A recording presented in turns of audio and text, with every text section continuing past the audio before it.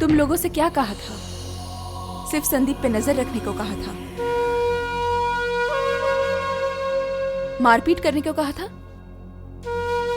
मारपीट करके तुमने संदीप को भी मारा और खुद भी जख्मी होके आ गए।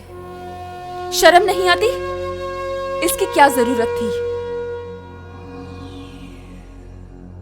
क्यों अब चुप क्यों खड़े हो? बोलो, क्या जरूरत थी? जवाब दो। अरे जवाब दो, निकल जाओ मेरी नजरों के सामने से। इतनी अच्छी नौकरी तूने छोड़ कैसे दी? तो और क्या करता? बचपन से क्या वो खून खराबा करता आया है? खून? किसका खून? कैसा खून? वो तुम्हारा दोस्त, उसने त्रिवेणी कुमार का खून करने के लिए भेजा था। ये क्या? प्रकाश ने तो ऐसी किसी बात का जिक्र नहीं किया, और तुझे भी तो एक बार बोलना चाहिए था। बोल के क्या करता? आपने कभी मेरी बात मानी है क्या? शेयर मार्केट का बिजनेस करते करते हमारी जिंदगी का हिसाब किताब ही बिगड़ गया। बहुत बड़ी बड़ी बातें करते हो, ये मत भूलो। मेरे पास पैसा था, इसलिए तुम्हें इतना बड़ा और काबिल बनाया मैंने, और उसी का नतीजा जो इतनी बड़ी बड़ी बातें करते हो, ये सब मेरे पैसों से हुआ है। भूला नहीं हूँ पिताजी, मैं कुछ भी नहीं भूला, और भूला नहीं हूँ, यही मेरी तकलीफ है। चुप रहो संदीप। क्यों चुप रहूं माँ? बाप होते हुए भी इन्होंने मुझे गंदी राजनीति में ढकेल दिया। मुझे तो राजनीति नहीं करनी थी पिताजी, मैं तो एक साफ सुथरी जिंदगी बिताना चाहता था। हाँ, और साफ सुथरी जिंदगी बिताने के लिए तुम्हें चाहिए थी एक नौकरी, जिसे तुम अपने आप हासिल नहीं कर सके। मैं तुम्हारा बाप होने के नाते तुम्हें प्रकाश के पास लेकर गए बिना गुनाह है क्या? हाँ, आप मेरी भलाई करना चाहते थे, इसलिए आपके दोस्त ने मेरे हाथ में छुरी और पैसे दे दिए नौकरी कह के। उसे आप नौकरी कहते हैं पिताजी? अरे वो तो गैर कानूनी काम है। मुझे कोई गुंडा या बदमाश नहीं बनना है। जिसका खून करने गया था उसी ने मुझे नौकरी दी, चिड़ियाघर में।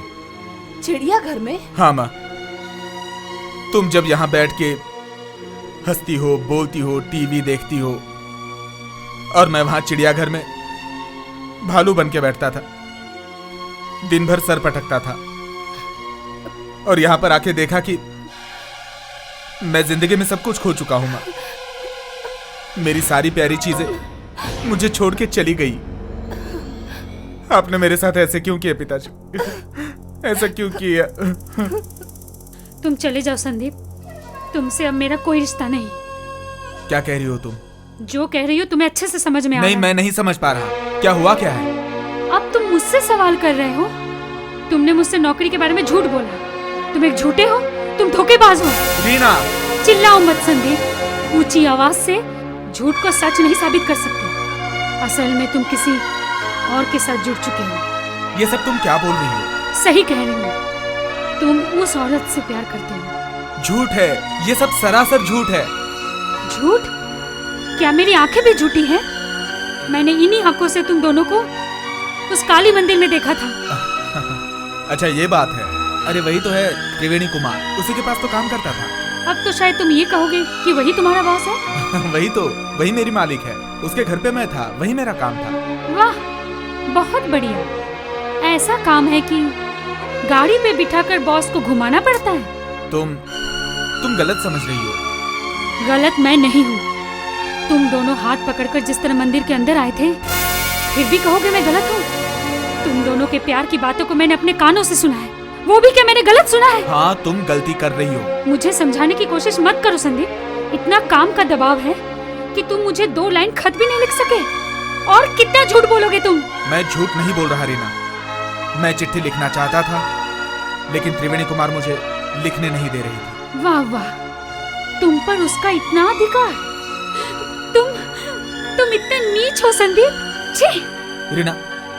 रीना प्लीज मेरी बात समझो रीना। नहीं सुनूंगी, तुम्हारी कोई बात मैं नहीं सुनूंगी। तुम यहाँ से चले जाओ संदीप, चले जाओ यहाँ से। तुम अपने बॉस के साथ खुश रहो। रीना! छोड़ दो मुझे। मैं समझ लूंगी कि मैं एक धोखेबाज, चरित्रहीन लड़के से प्यार कर बैठी थी। तुम्हें मेरी कसम, तुम फिर कभी यहाँ मत आना, और अगर तुम फिर कभी आए तो मेरा मरा हुआ मुंह देखोगे। जाओ यहाँ से, जाओ।